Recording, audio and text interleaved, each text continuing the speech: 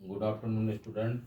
In the rapid revision series, I am going to teach ICSC class 10 biology transpiration topics.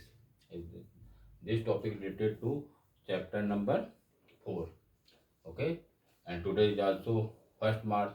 New month is starting, and your ICSC exam on 13 March. In this series, I am going to rapid this class 4. So first, transpiration. First, what is transpiration? It is the process of use of water in the form of water vapor from the leaves and other parts of the plant. And what is adaptation in plant? Adaptation in plant to reduce excessive transpiration. Significance of transpiration: creating suction force to absorb water and minerals. And second, cooling effect in hot वेदर्स. जैसा transpiration आप जानते हैं कि transpiration क्या होता है. जैसे कि हम लोग में बहुत ज़्यादा गर्मी लगती है, क्या होता है, शरीर से पसीने निकलते हैं बूंद के रूप में. लेकिन प्लांट में क्या होता है, जब वो जो वाटर को एब्जॉर्ब करता है तो इवापोरेशन होता है.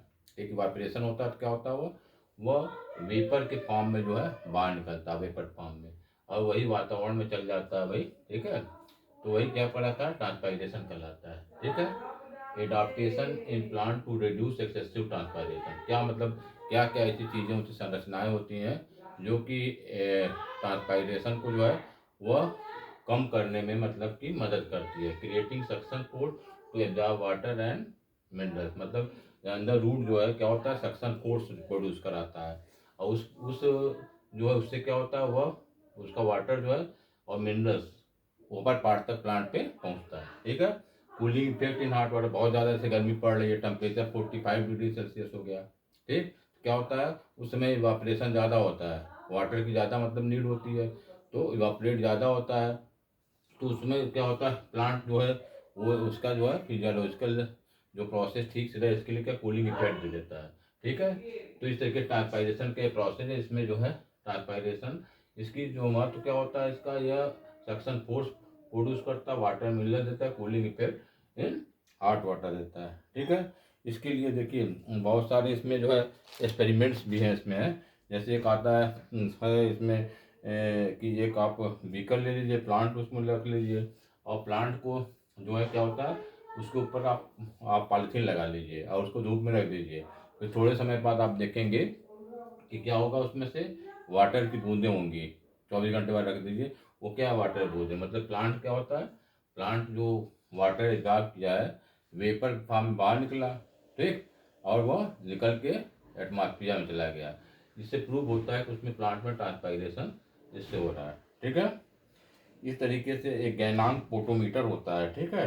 उसके जो है वह जो होता है, कितना वाष्पोत्सर्जन हो रहा है, कितना वाटर वो ले रहा है, उसको अडॉप्ट कर रहा है, उसको यूज अप कर रहा है, वो उसको पता चलता है. ठीक है. उससे उससे क्या मेजरमेंट करते हैं, गैनांक पोटोमीटर. गैनांक के जो है साइंटिस्ट थे, बॉटनिस्ट थे, वो उन्होंने इसका आविष्कार किया. इससे जो प्लांट में जो होता है, कितना जो है आपका वाटर जो है कितना उसमें से इवापोरेट हो रहा है, पता चलता है. ठीक है. तो अब देखिए काइंड्स ऑफ ट्रांसपायरेशन कितने तरह के होते हैं.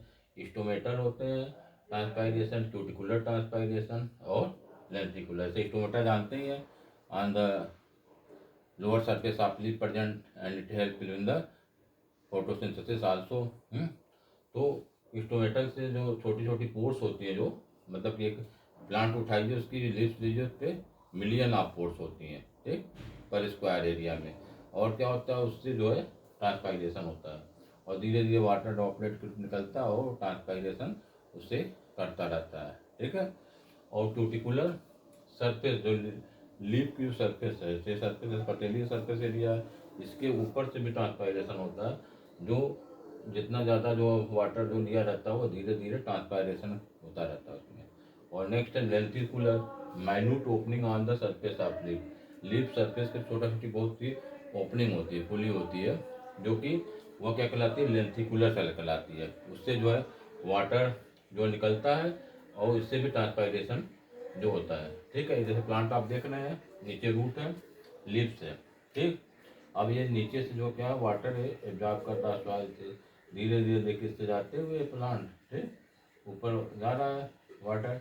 और इस लीफ से होते हुए जो है क्या करती है, ये ये ऐसे निकल जाएगा वाटर ड्रॉपलेट के फॉर्म में, ये जो है ऊपर वेपर के फॉर्म में निकल जाता है। इस तरीके से ट्रांसपायरेशन तो कोई भी प्लांट जितना मतलब वाटर जो लेता है जो उसका क्या होता है 98% जो होता है क्या होता है इवापरेट हो जाता है। 2% वाटर ही उसके प्लांट के जितने बायोलॉजिकल जो है उसका फेनामेना होता है, जो जो फिजियोलॉजिकल फेनामेना होता है सॉरी, तो वह जो है उसको करने में जो है हेल्प करता है। क्योंकि जैसे हम लोग का बॉडी के अंदर है, ठीक है, 70% वाटर है। टोटल वाटर से ही जितने बायोकेमिकल रिएक्शन होते हैं मेटाबॉलिज्म और उसी तो प्लांट में भी होते हैं, मेटाबोलाइट प्रोसेस होते हैं, और उसको जो है फिजियोलॉजिकल जो उसका जो है प्लांट फिजियोलॉजी के अंतर्गत है ना, जो भी प्रोसेसिंग होती है उसे करने में वाटर बहुत इम्पॉर्टेंट रोल प्ले करता है। इस तरीके से ये करता है, ठीक। और देखिए गैनांग पोटामीटर को मैंने दिया है जैसे है इसमें, देखिए इसमें क्या करते हैं एक प्लांट लगा देते हैं, इसमें बीकर होता है, फिर ये ट्यूब आ रही है, ब्लू ट्यूब से ये बीकर में रख देते हैं, इसमें वाटर होता है, ठीक है। वाटर कैसे इसको कलर्ड कर देते हैं, ये कलर्ड वाटर से होता है कि जब वाटर इसमें जाएगा तो पता चलेगा वाटर कहाँ तक पहुँचा है इसमें, ठीक। फिर ये जो है देखिए जब वाटर इसमें से ले रहा है इसमें से, तो क्या हो रहा है एयर बबल्स इसमें बनेंगे, ठीक। ये बबल्स होंगे, यहाँ पे देखिए ये बबल्स यहाँ दिखाई दे रहा है देखिए। अब गेजवेटेड जो होती है इसकी होती है, एक होती है स्क्रू होती है, उससे ऊपर नीचे इसको एडजस्ट कर सकते हैं इसको वाटर को। तो वाटर जब जाता है वाटर, तब यहाँ पर प्लांट जो है इसका इसके लगे भी है प्लांट, इसके अंदर रूट्स हैं, ठीक। ये इसको वाटर को एब्जॉर्ब कर रहा है और लेके आ रहा है वाटर, और इससे जब वाटर का लेवल जब इससे ले रहा है इसमें जब निकल रही है इसकी, तो यह क्या है वाटर ड्रॉपलेट के रूप में यहाँ पे उठती है। इस प्रकार इससे जो है पता करते हैं कितना मतलब इसमें वाटर जो है इससे वो होता है। गैनांग पोटोमीटर से देखिए इससे जो होता है जितने वाटर का परसेंटेज होता है उसको जो पता चलता है कितना है वो वाटर ट्रांसपायरेशन में ले रहा है। आप टेक वाटर आप हैं, गैनांग पोटोमीटर से क्या होता है, यह डिवाइस होती है, इससे मेजर करते हैं रेट ऑफ वाटर, ठीक, इन टेक बाई द प्लांट, कितना वाटर प्लांट कर ले रहा है, ठीक है। तो इंटीग्रेट विद द थिंग इस तरीके से इक्वल होता है टू द स्टोमेटा, ठीक है।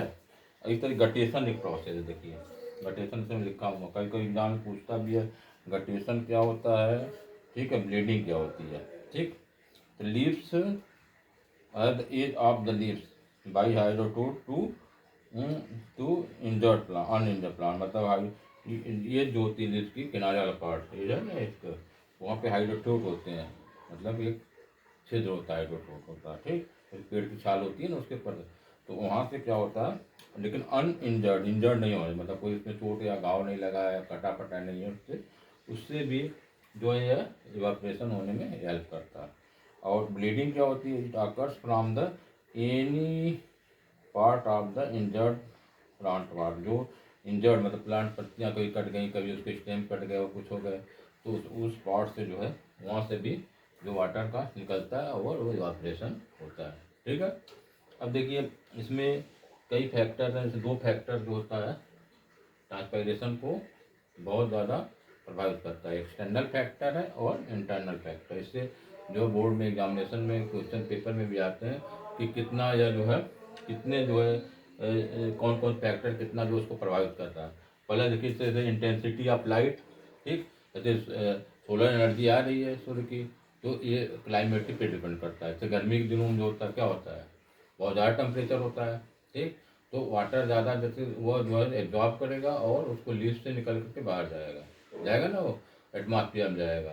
तो एक्सटर्नल इंटेंसिटी अब कितनी तेज़ लाइट आ रही है सूर्य की, कुछ पौधे होते हैं वो ओपन होते हैं प्लांट में होते हैं, तो ज़्यादा तेज़ लाइट आएगी, पानी ज़्यादा आवश्यकता होगी, ज़्यादा वो पंप करेगा जो है, ठीक है, वाटर जो रूट प्रेशर के थ्रू, तो ज़्यादा उसका ऑपरेशन होगा ना। और वेदर पे डिपेंड करेगा, गर्मी के दिनों बहुत ज़्यादा, ठंडक के दिनों जैसे आजकल चल रहा है, कोई बात, ये बात पानी आप दे दिए प्लांट को तो चलता जाता है, कभी बहुत ज़्यादा ठंडा पड़ता है आप दिसंबर जनवरी में, तो 3 दिन 4 दिन बाद भी पानी हल्का देते हैं तब भी वह लेता है, क्योंकि एटमॉस्फेयर आल्सो एकदम उसमें नमी रहती है, और उसमें क्या होता है कि उन्हें ज़्यादा वाटर की आवश्यकता नहीं होती, कुछ टेम्परेचर भी कम होता है, टेम्परेचर ज़्यादा में इवापोरेशन होगा तब, इसलिए इंटेंसिटी ऑफ लाइट पे डिपेंड करता है। टेम्परेचर भी कितना टेम्परेचर, जैसे मान लीजिए कि गर्मी के दिनों 40 डिग्री हो गया, 45 डिग्री हो गया, ठंडे के दिनों में 18 है, 15 है, 10 तक हो गया, 6 तक हो गया, तो क्या होगा temperature?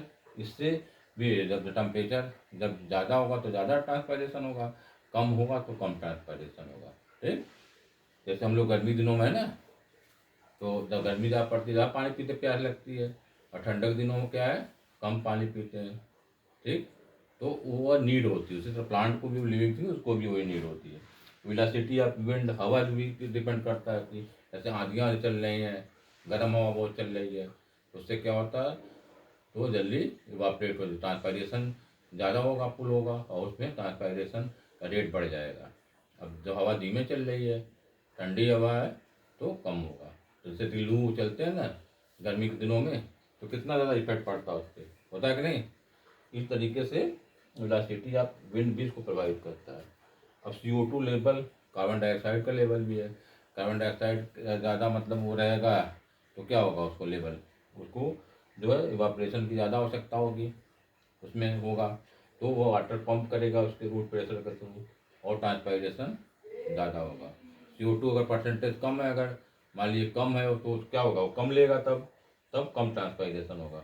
Atmospheric pressure, atmospheric pressure पर डिपेंड करता है। ऐसे पहाड़ों पे जो प्लांट होते हैं देखिए, उसमें क्या होता है, उस पर भी इसका इवापरेशन का कम या ज़्यादा इस पर होता है। जैसे मैदानी क्षेत्रों के, प्लेन एरिया के कंपेरिजन में पहाड़ों पे जो होते हैं वहाँ पे क्या होते हैं, कम मतलब होता है, और यहाँ पे प्लेन एरिया में ज़्यादा होता है, क्योंकि ऑलरेडी ऊपर होता है प्लांट ज़्यादा फीट पे, तो वहाँ पे मॉइस्चर और सब चीज़ों को मिलती रहती है उनको। ठीक है, इस तरह के प्रेशर पे भी ये डिपेंड करता है। तो ये 5 फैक्टर बहुत इंपॉर्टेंट है। क्या होता है, मैंने इंटेंसिटी ऑफ लाइट, दूसरा टेम्परेचर, तीसरा वेलोसिटी ऑफ विंड, चौथा CO2 लेवल, पांचवा एटमॉस्फेरिक लेवल।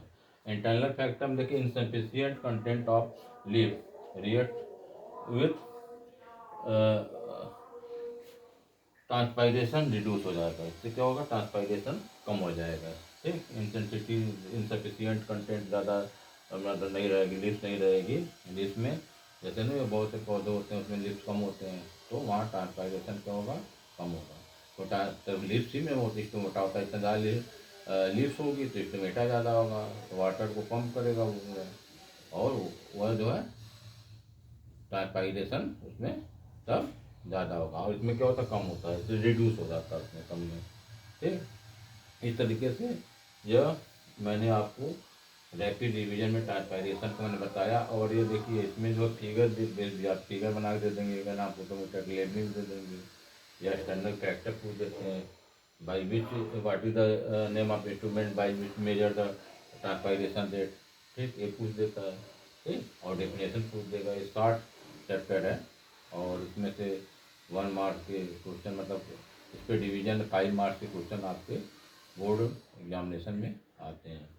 तो this is all about the sufficient for today. And one thing I request to my channel is Sanjay Srivastava, and you have subscribe and like and comment also. And my contact number is given that 9451 14202.